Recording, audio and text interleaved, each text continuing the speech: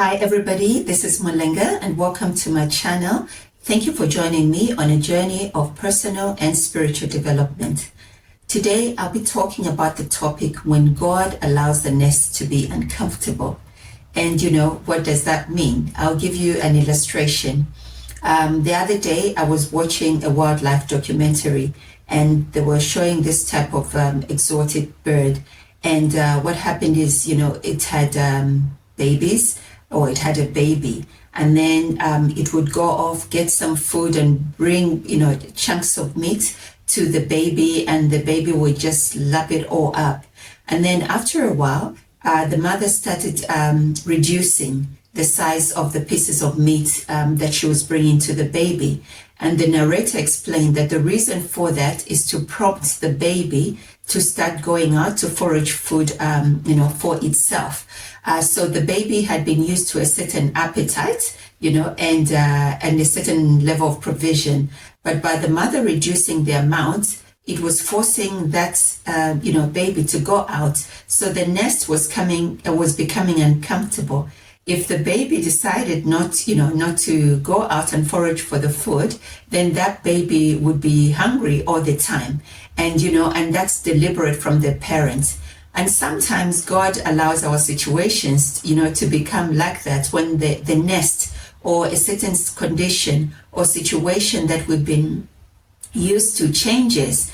And it's not for our detriment. It's not to deprive us. It's to prompt us to grow, because as human beings we've got a tendency to settling, to parking. Once you find that comfortable place, then you settle there. We do that with the parking spot. You go to a mall and you keep parking in the same place because you're used to that place. So there are times where God can allow famine or can allow whatever discomfort that it is to prompt us to go to the next level.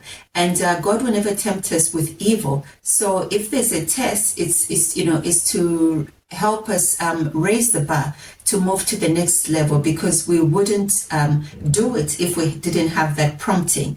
And then there's some people who just, they're constantly on the next level, but there are times when we need that prompting. And we see that in the Bible with Elijah. Elijah ran away from Jezebel and Ahab, and he went to a ravine, which is like a small valley.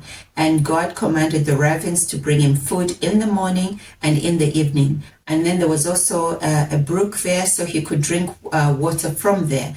But then one day the brook dried up. But God had made provision in another area, and he told Elijah, to go to Zarephath, and he said, I've commanded a widow woman to take care of you. So if you read further, that's found in 1 Kings chapter 17, that Elijah did obey God, and he found a woman, the story, she was on the brink of starvation, but God used Elijah to perform a miracle in her life, where the food, the flour, did not run out during the famine until the famine was over. So Elijah was used to create a miracle for that woman of provision, but he was also provided for. In addition, he didn't have to sleep, in a ravine by himself. He had a room to sleep in. And so in essence, his life got better. So God had provided for him in the ravine, in the valley, but God moved him. The brook dried up there. So he moved him. That nest became uncomfortable. And I'm sure Elijah was only too happy to hear that God had commanded a widow woman to take care of him. And he went to another location where there was provision, but where he was also the miracle that other person needed.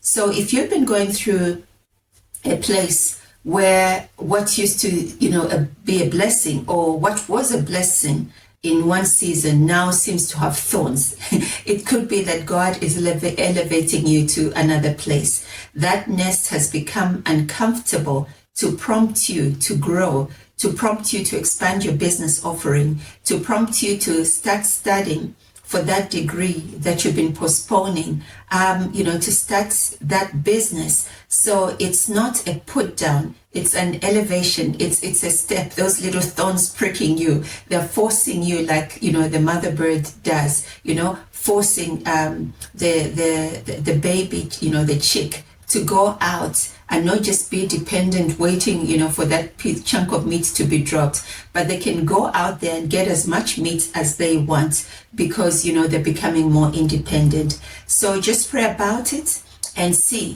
why has my nest become uncomfortable, or which nest has become uncomfortable? It could be a sign that you're ready for more.